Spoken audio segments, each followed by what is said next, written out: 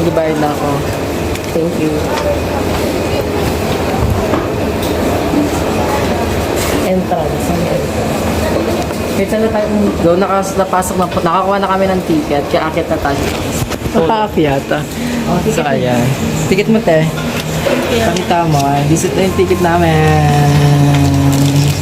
Let's go. Sante.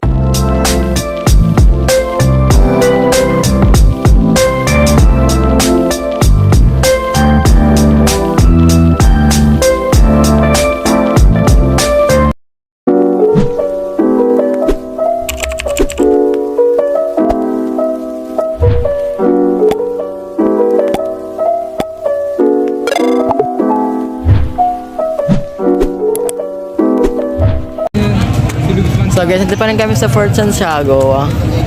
And then, nakaabot kami ng free tour. Free tour. Inside in Fort Santiago. So, mag-iikot kami. So, ay nag-start na yung... Hindi ka na po. I-start na siya. Dala-dalawa lang ba? Hindi. Partner ba? Yan. Sa kabila mo sa kayo. Where the... For the walk.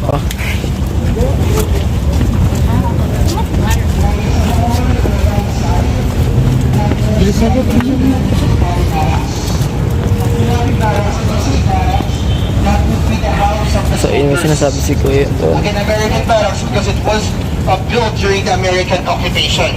But during the Japanese occupation, the American barracks would be used as prison cells.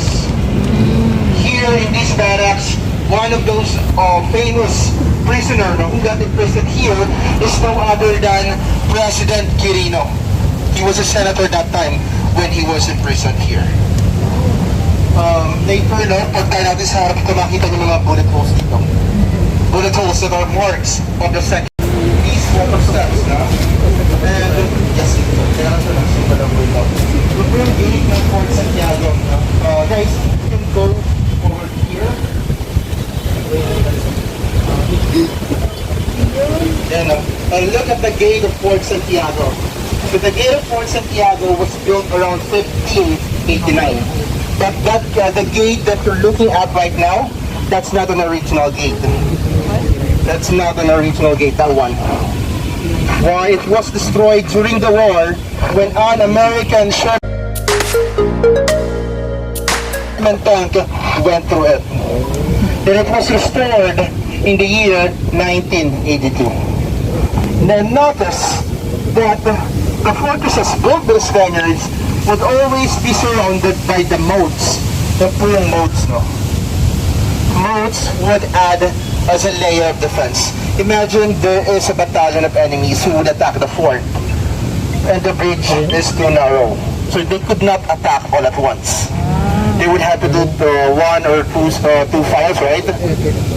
Then, once they do a single fire right there, the soldiers are on the top of the baluartes. These are the baluartes. And they could easily shoot those enemies. So, ganun yung strategy ng mga Kastila. Even this thing here, no? Yung mga golf courses na nakikita nyo dyan, they were once parts, no? They were once part of the moats. Nireclaim lang sila during the American occupation. Malinaw yun? Okay, mauna po ako dito, no? Ulitin ko po, no? Ingat lang po, mag-ingat po. Mahirap pong mahulog sa maling tao.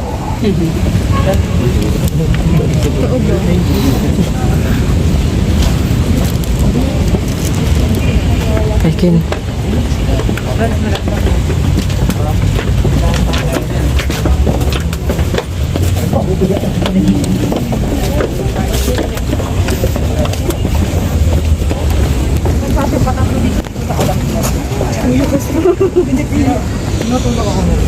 Hindi ka naman kasi talaga.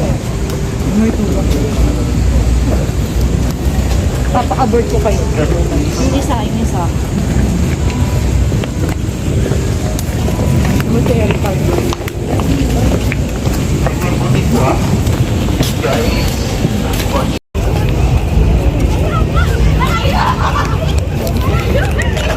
We got here the gate of Fort Santiago, sorry for that.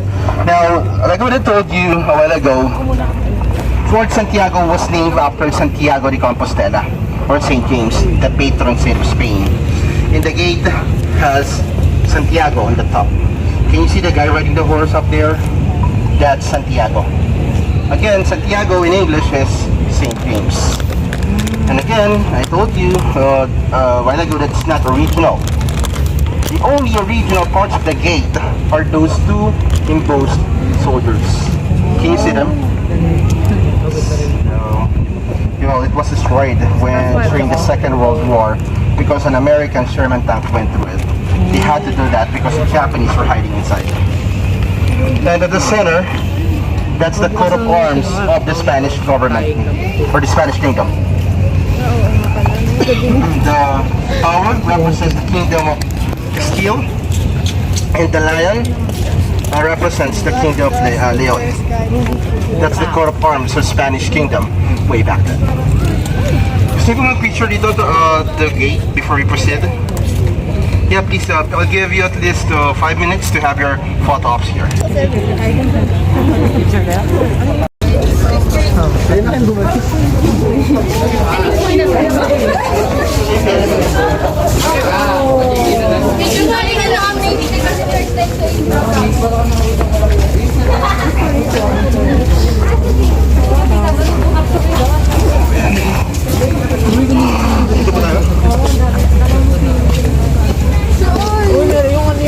Everyone, let's go.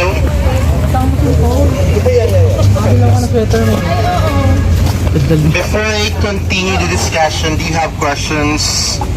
Any violent reactions about the history outside? Wala po. No clarification. Okay, that's good. So we're now inside the actual fort. The plaza outside, that's called the Plaza Moriones. And Plaza Moriones would be used before as a marching grounds for the soldiers. Kasi syempre, no? Well, of course, this is the military camp.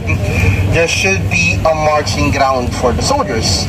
And that's the purpose of the Plaza Moriones. Fort Santiago, of course, when you say Fort Santiago, it has always been synonymous to one Philippine hero. Who's this Philippine hero? Dr. Jose Rizal. Dr. Jose Rizal is the national hero of the Philippines. How did he become a hero? We would say that he wrote novels against the Spaniards, and his novels inspired the revolution.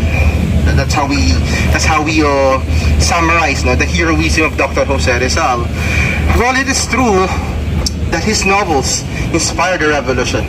No, that's true. That cannot be denied. However, the death of Jose Rizal of 1896, we would always say that when he died in 1896, the revolution got stronger. That's how we would say it, right? But that's not true. Remember that when after the death of Jose Rizal in 1896, the revolution started to crumble down. Because there was no leader competent enough to continue leading or inspiring the Filipinos. Bonifacio, Bonifacio was charismatic. He could have led the revolution. But what happened to him? He got killed by his fellow Filipinos. Aguinaldo, the first president. I don't know if this thing has been taught in school, but Aguinaldo saw the revolution in 1887.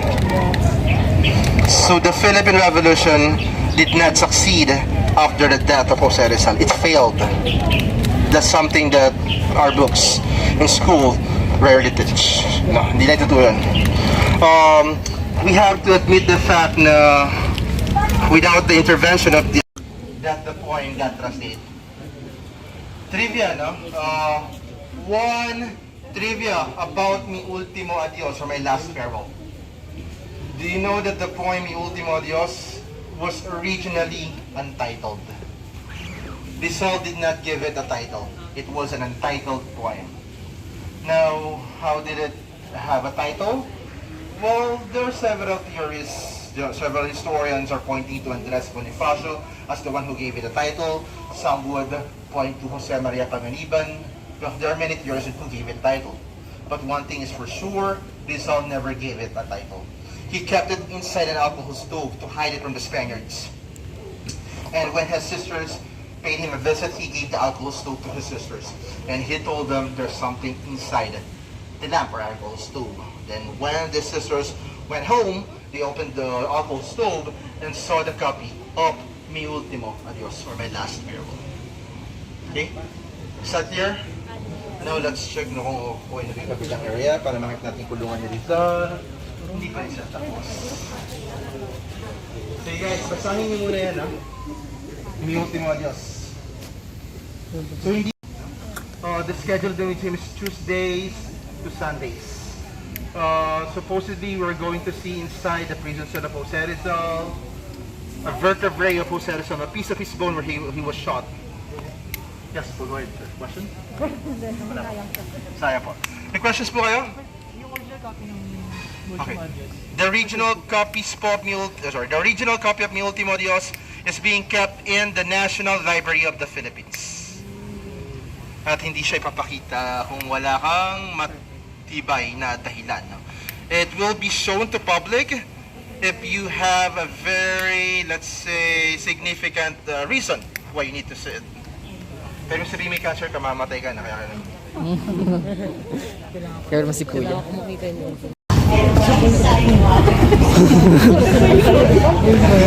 Look at Jose Rizal right now because by 7 he will leave this one during the Halloween party. Hindi akal. Original height, no? Well, yeah, it has always been a debate on what's the height of Jose Rizal. Maliit lang si Rizal. Well, recently Ambet Ocampo, a popular Filipino historian, resolved that debate. In Jose Rizal's diary, he mentioned that the actual height of Rizal was 163 centimeters. That's 5'3". Actually, 5.28. 5'3" na kung i-round up natin. That's the height of Dr. Jose Rizal. Now, Jose Rizal was originally imprisoned inside that building right there for 56 days, November 3 to December 29 of the year 1896. Then on December 30, 1896, he got December 29 evening, no, of December 29, he got transferred here. And this is where supposedly, allegedly, he made the famous retraction. But again, the retraction issue for Jose Rizal, the retraction issue, let us put things in context. Ano, Luneta? He did retract, yeah, he did. But he was retracting from being a Mason. Hindi ko sure. Pero dun He was not retracting what he wrote in his novels. If you would read an article that's inside the museum, Rizal was stating there that he was a Catholic, no? Kasi nga, before he died, he had a request.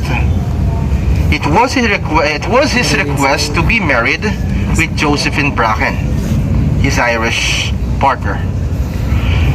And a Mason during those days couldn't be married in the church, in the Catholic Church.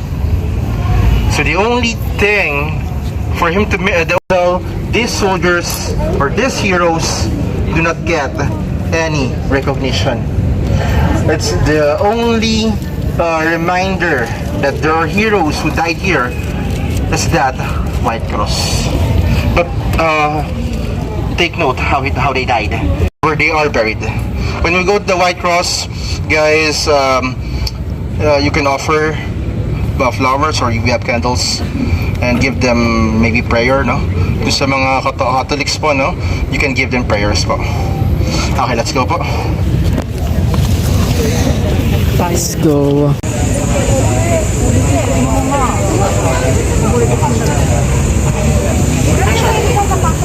Binabaha siya, pero yung tubig niya hindi naman above naman.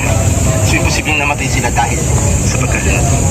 Guys, hinaan ko to kasi kumbaga dapat kasi na to dapat secret place na to. Ayun po yung White Cross. 600, like what I told you, 600 are buried here. They are found dead in those dungeons. Unfortunately, the dungeons are closed because it's flooded. But yeah, it's flooded, no, but not to the point that the water level would rise more than human height. Maybe up to this point only, but not more than human height. So they didn't die of drowning. through suffocation lamang. Suffocation and starvation. Yeah, they are buried.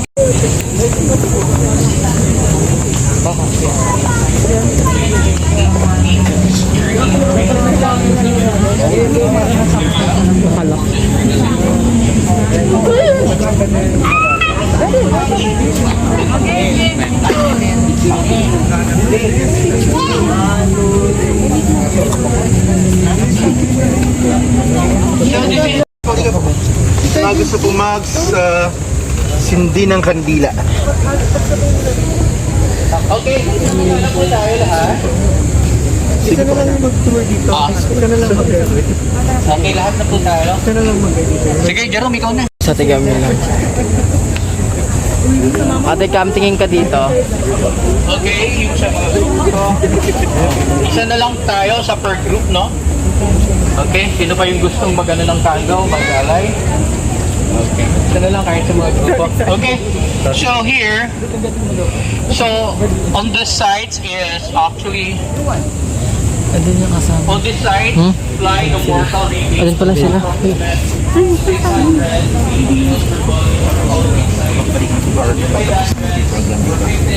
Babalik na po ba dyan or tapos yung program? After ito. Ganda ito. 6 hours.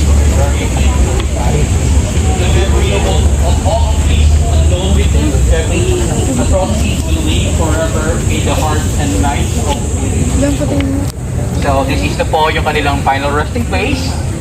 Approximate 600. Nandito na po sila lahat. So we will have a moment of silence, just a few minutes, in the honor of them. And then and after that, magkakaroon ng yung songs po na Payapa ng Daigdig. And then ialay po natin yung ating pong mga candles para for those yung nagdala sa kanya ng inspirasyon para po isulat yung kanta. Okay? So, moment of silence, few minutes, and then afterward the song. Okay?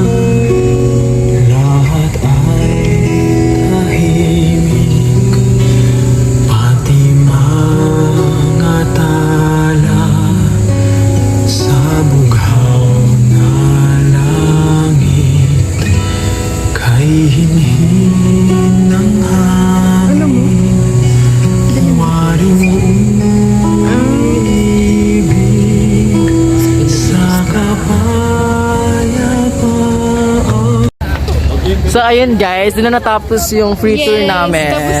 tapos na. Pero ikutin pa rin namin yung ibang... Dito kami sa may Pasig River. Yeah. Yung tumalon si Manang Biday. Ah, hindi pala yun. Iba pala yun. Iba pala yun. Yung wall ng Intramuros na nakaharap sa Pasig River. Ipakita mo kami. Ako po. As you can see, dumaamoy. Yeah. So ito yung ano. Palsa Dragon Medianaran. Yung ka dyan. Doon mo. Super ganda. What if you fall? It's gonna touch you. Fuck, dami. Po tayo. Ito yung magandang nagagawa. Oh, ayun na, pupunta tayo din mamaya. For the walk ang person pag pumunta dyan. Jones Bridge.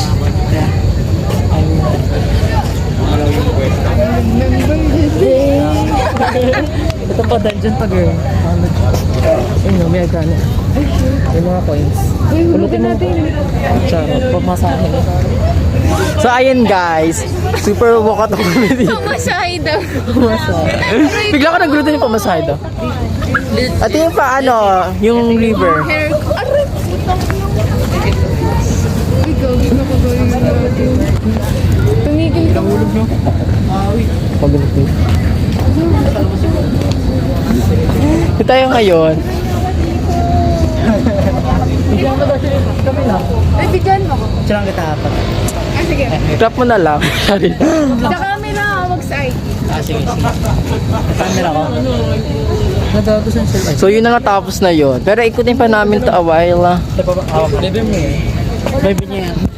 Bebe niya yan. Pangalay na ako. Wait lang, ayusin ko. So ayan.